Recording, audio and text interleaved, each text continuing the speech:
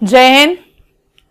आज हम लोग आपके साथ बात करेंगे, अगर आप एक एस्पिरेंट हैं तो एग्जाम को क्वालिफाई करने के लिए वो कौन सी बातें हैं जो एक एस्पिरेंट को, एक स्टूडेंट को फॉलो करनी होती हैं, जिन पर चलना होता है, जिनके जरिए वो किसी भी एग्जाम को क्लियर कर सकता है। सो मैं यहां पर आपके साथ आज डिस्कस करने वाली हूं आपके यहां पर 5 गोल्डन रूल्स, और ये है 5C गोल्डन रूल्स। अगर इन रूल्स को आपने फॉलो कर लिया तो आपका कोई भी एग्जाम ऐसा नहीं है जो रुक जाए।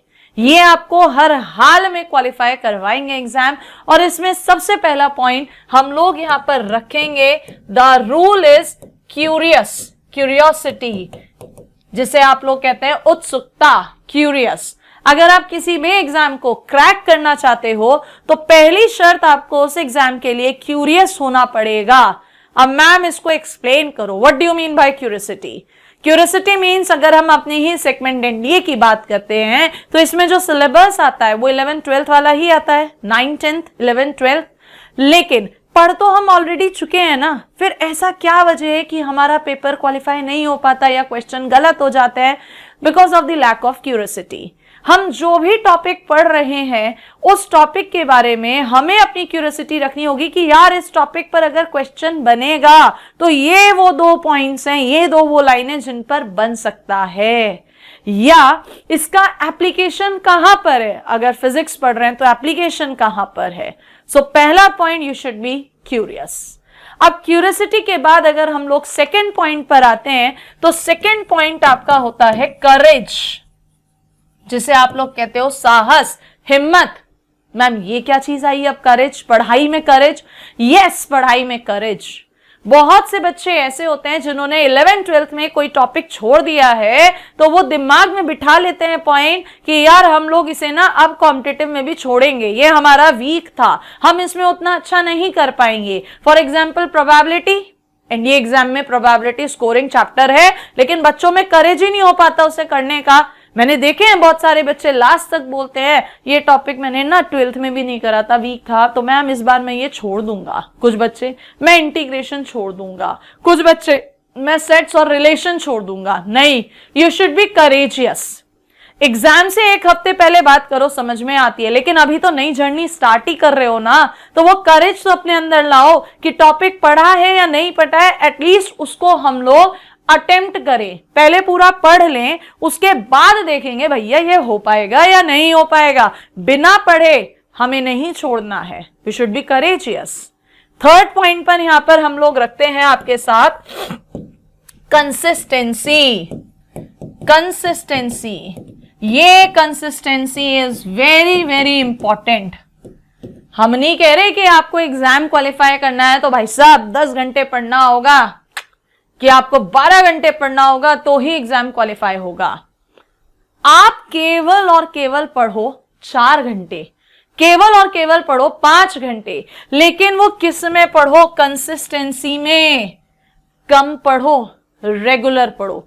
ये नहीं जोश जोश में एक दिन तो पढ़ लिए 12 घंटे, फिर 3 दिन हो गए रिलैक्स, फिर उठ रहे हैं फिर 8 घंटे। ऐसे रिजल्ट नहीं बना करते। You should be consistent, you should be regular. निरंतर अभ्यास, जिसे हम लोग कहते हैं निरंतरता, लगातार आपको काम करना होगा। कम एफर्ट्स में ज्यादा आउटपुट चाहिए तो एक चीज आपकी कंसिस्टेंसी ध्यान रखनी होगी। नेक्स्ट हम लोग यहां पर रखते हैं कंपैरिजन। कंपैरिजन क्या है? ये कंपैरिजन, कंपैरिजन तुलना। किससे करें तुलना?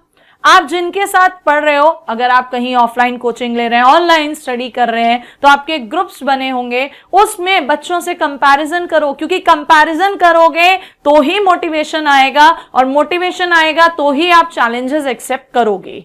भाई आप कंपैरिजन ही नहीं कर रहे हो, जो पढ़ रहे हो आपको तो खुद ही लग रहा है हाँ ये आ गया समझ में, ये आ गया समझ में, ये आ गया समझ में, लेकिन आपने टेस्ट दिया नहीं। आपको ये नहीं पता कि आपके साथ वाला बच्चा आपसे आगे निकल गया, सेम टीचर से, सेम सब्जेक्ट, सेम क्लासरूम में बैठकर, और आप वहीं रह गए।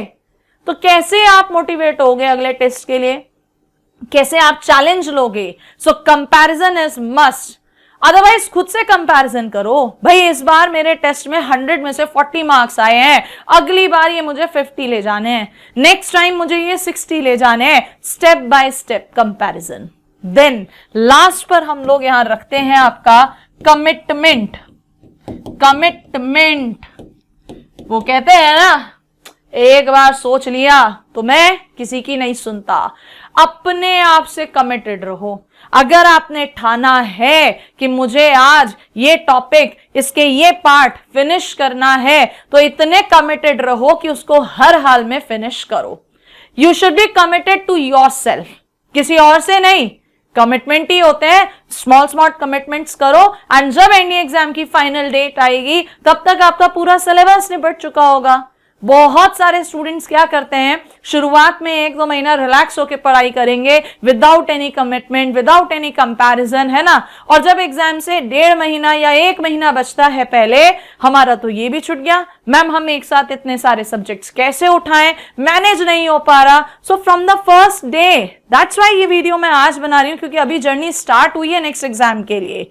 तो आपने ये 5C रूल्स हर हाल में फॉलो करने हैं अगर एग्जाम क्वालिफाई करना है। क्यूरियोसिटी, एप्लीकेशन, क्वेश्चंस में कैसे अप्लाई होगा, करेज, देखो करेजियस तो आप लोग हो ही, क्योंकि 100 में से 10% बच्चा ऐसा होता है जो एनडीए एग्जाम डिसाइड करता है देगा, और 2% ये कह लीजिए करेज है जिसके बल पर आपने अपने साथ वाले बच्चों से अलग इस फील्ड को सोचा, डिफेंस को। नहीं तो आजकल के बच्चे क्या सोचते हैं, बीटेक कर लेंगे, ये कर लेंगे, है ना, डिफेंस जा रहे हो तो करेज तो ऑलरेडी है, बट वो करेज अब पढ़ाई में लगाओ, क्वेश्चन एप्लीकेशन में लगाओ, क्वेश्चन को अटेम्प्ट करने में लगाओ, नए टॉपिक्स करने में लगाओ, हिस्ट्री, ज्योग्राफी, पॉलिटी, बहुत सारे सब्जेक्ट्स हैं, यहां पर करेज रखो, ठीक है। थर्ड आपका कंसिस्टेंसी, की फीचर है आपका। फोर्थ आपका कंपैरिजन, खुद से कंपैरिजन करोगे तो ही डे बाय डे इंप्रूवमेंट करोगे। And last commitment, you should be committed to yourself, जैसे कि मैं कमिटेड हूं, इस बार एनडीए फोड़ेंगे मिलकर। सो इन 5 रूल्स को फॉलो करेंगे और नेक्स्ट एग्जाम क्वालिफाई करेंगे। ऑल द बेस्ट, जय हिंद।